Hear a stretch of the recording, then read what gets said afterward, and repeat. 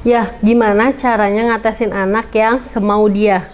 Cara mengatasi anak yang semau dia. Iya. Pertama, Assalamualaikum, salam, sharing aja. Kembali lagi bersama saya di Talk Aja. Apa kabar semuanya? Mudah-mudahan sehat selalu ya. Mudah-mudahan rezekinya lancar, dimudahkan urusannya, dan tetap semangat. Nah, kali ini saya sama istri saya mau membahas mengenai anak yang semau dia. Iya. Atau dengan bahasa lain itu namanya egosentris. Nah, sebelum saya bahas mengenai cara mengatasi anak yang semau dia, mari kita seruput yang satu ini dulu.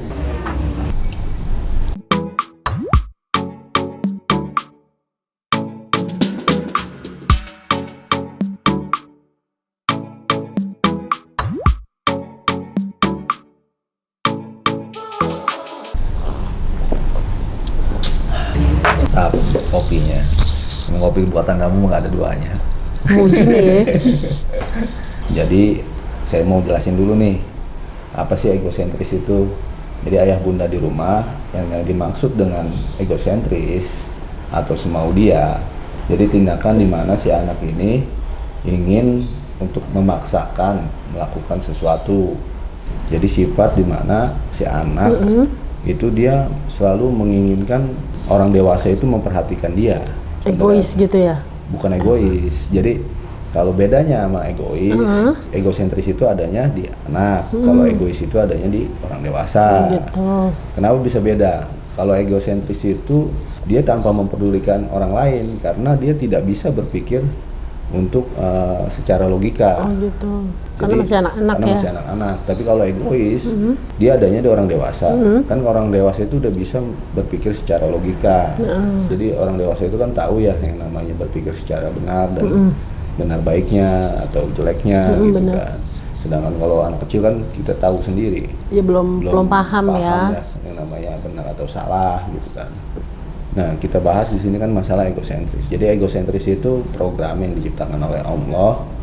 Jadi tujuannya itu untuk supaya otak si anak ini nggak tumpul. Oh gitu. Iya. Kenapa nggak bisa kayak gitu?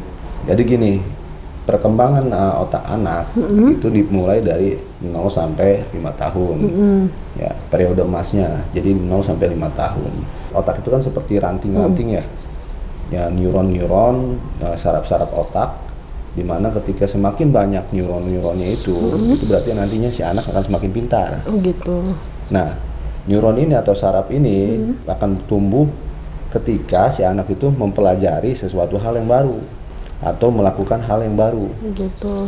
Iya, jadi kalau kita sebagai orang tua itu melarang sehingga si anak itu tidak jadi melakukan sesuatu atau memikirkan sesuatu yang baru, itu jadi nggak bakal tumbuh. Otak itu nggak akan tumbuh, stop gitu. Nah, makanya Allah itu nyiptain yang namanya egosentris. Jadi program untuk memaksa disebutnya. Gitu.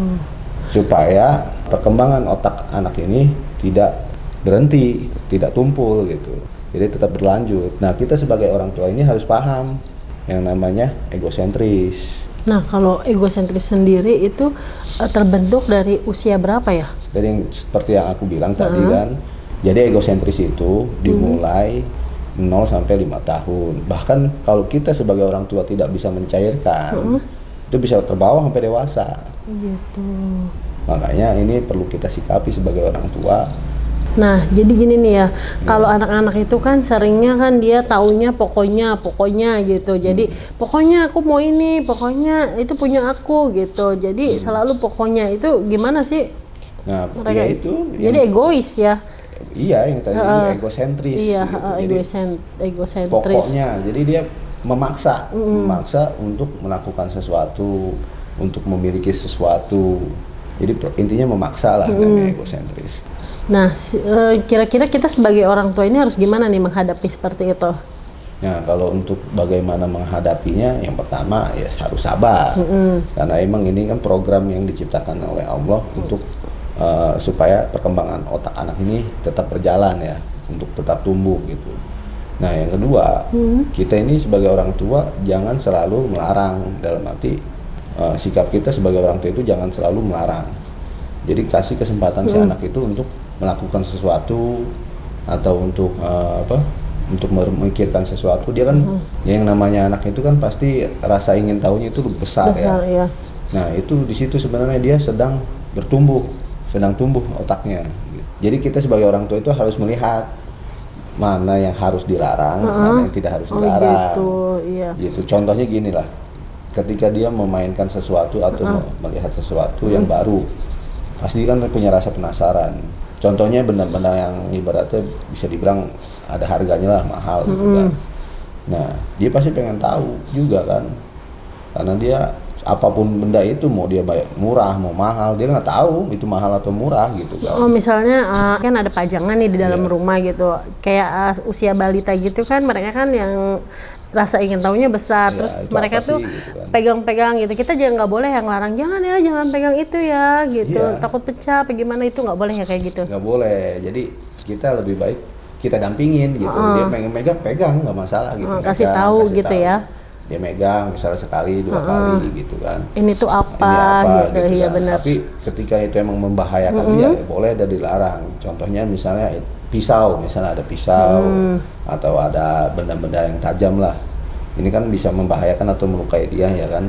Itu bisa kita larang karena emang itu benda yang membahayakan. Tapi kalau kira-kira tidak membahayakan dia, jangan dilarang. Gitu. Atau enggak dikasih tahu, misalnya dia lagi pegang pajangan, ini tuh pajangan loh, tapi kamu harus hati-hati, ini bisa pecah dan melukai tangan kamu gitu ya. Boleh kayak gitu. Iya benar. Jadi emang dia pasti pengen tahu. Gitu. Ini apa gitu. Jadi egosentris ini emang semua ada pada manusia ya. Iya, jadi semua manusia pasti punya sifat egosentris yang tadi kan dibilang. Iya. Jadi program emang udah didesain nih, program ini oleh Allah itu udah didesain gitu. Untuk sebenarnya ya tujuannya bagus untuk perkembangan otak gitu. Nah jadi gini nih ya, ketika kita melarang anak itu pasti kan menolak ya. Kalau dilarang, kamu nggak boleh ya kayak gini gitu. Maksudnya mengarahkan, kamu nggak boleh kayak gini, ini tuh membahayakan buat kamu. Si anak itu pastinya nangis, karena dia nggak tahu kan yang bahaya atau enggak gitu. Padahal kita mengarahkan yang baik. Nah itu gimana tuh ya? Ya tetap kita sebagai orang tua kan kita tahu ya mana yang baik, mana yang benar, mana yang salah gitu kan, mana yang jelek buat dia. Nah ketika emang itu jelek atau itu nggak baik buat dia, tetap kita larang. Walaupun dia nangis ya kita nggak ada masalah. Kan saya juga udah bahas ya bagaimana cara mengatasi anak yang suka menangis nih, videonya yang ini nih gitu kan. Kalau emang belum nonton, tonton dulu ya gitu.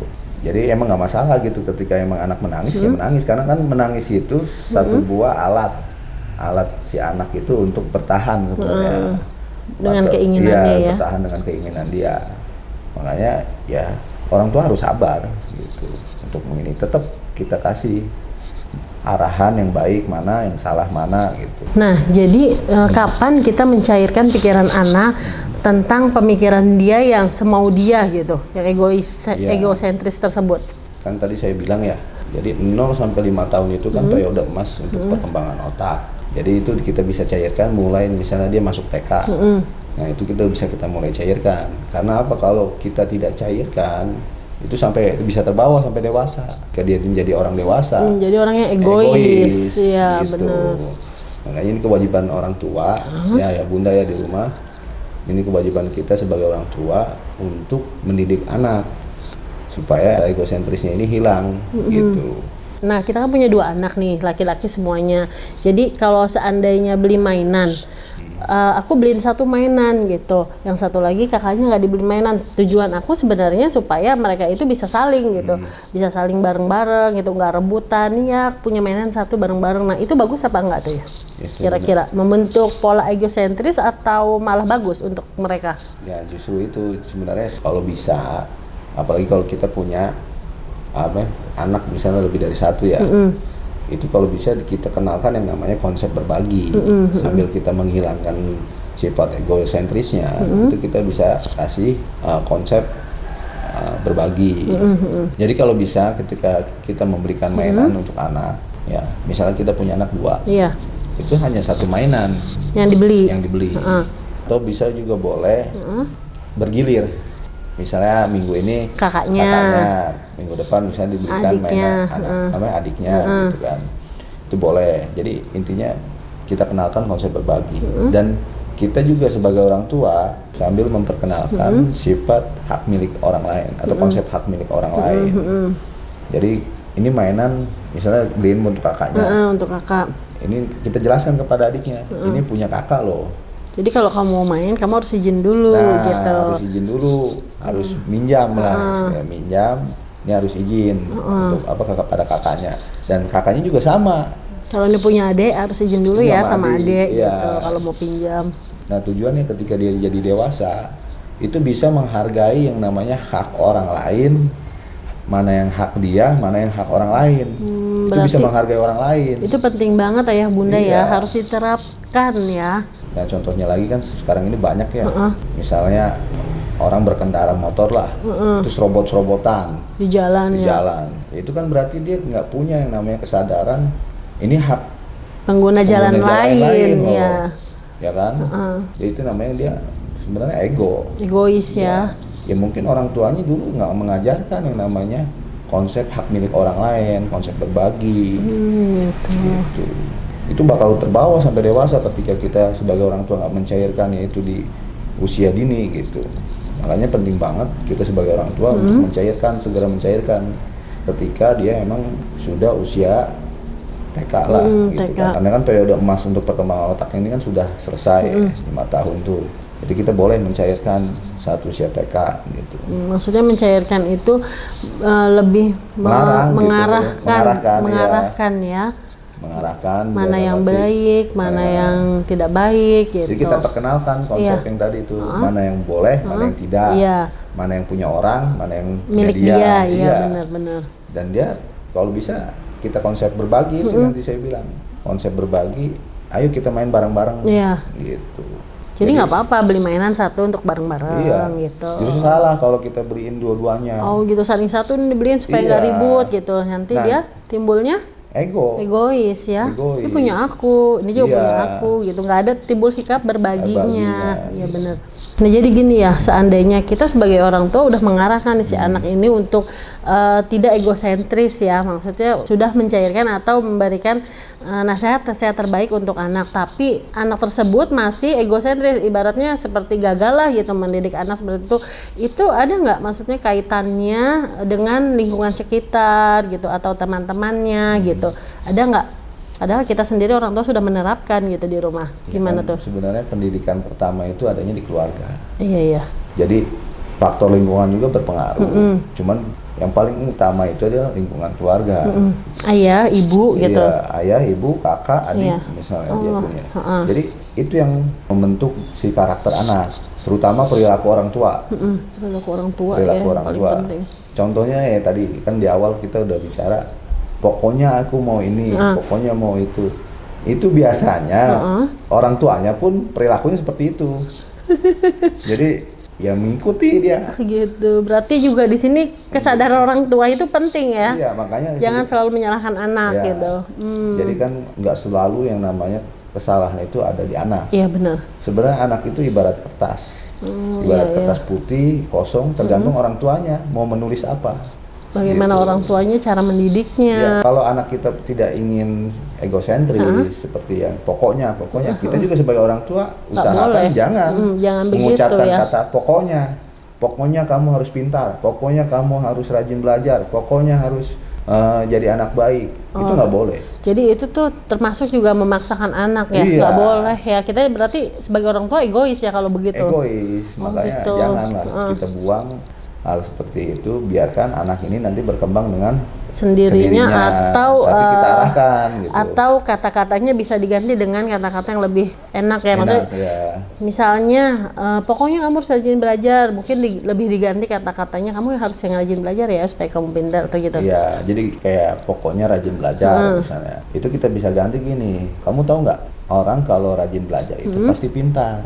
Kamu mau nggak jadi anak pintar? Karena kalau anak pintar itu nanti mau ngapain aja pun enak gitu. Iya. Kita kenalkan, kita kasih tahu paham, maksudnya Pemahaman ya. pemahamannya kita Oh, kasih orang tahu. pintar itu bisa jadi sukses, Jadi sukses. bisa jadi orang yang menyenangkan ya. Iya, jadi jangan memaksakan. Pokoknya kamu harus rajin belajar. Jangan, karena dia juga nggak ngerti kalau rajin belajar nanti dia mau apa gitu yang didapatkan sama dia. Tapi kalau kita jelaskan kayak tadi, kalau orang rajin belajar nantinya pintar. Iya. Nanti kalau orang pintar itu bisa sukses. Gitu. Ketika Mau kamu jadi sukses, mau jadi apa pun iya, bisa. terbayang gitu. hal yang membanggakan, Iya, yang menyenangkan untuk dia. Iya, benar.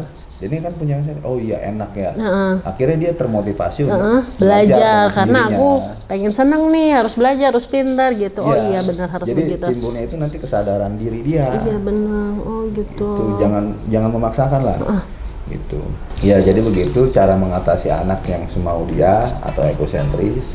Mudah-mudahan kita sebagai orang tua bisa menghilangkan atau mencairkan keinginan si anak yang semau dia atau egosentrisnya. Jangan sampai anak itu terbawa sampai dewasa.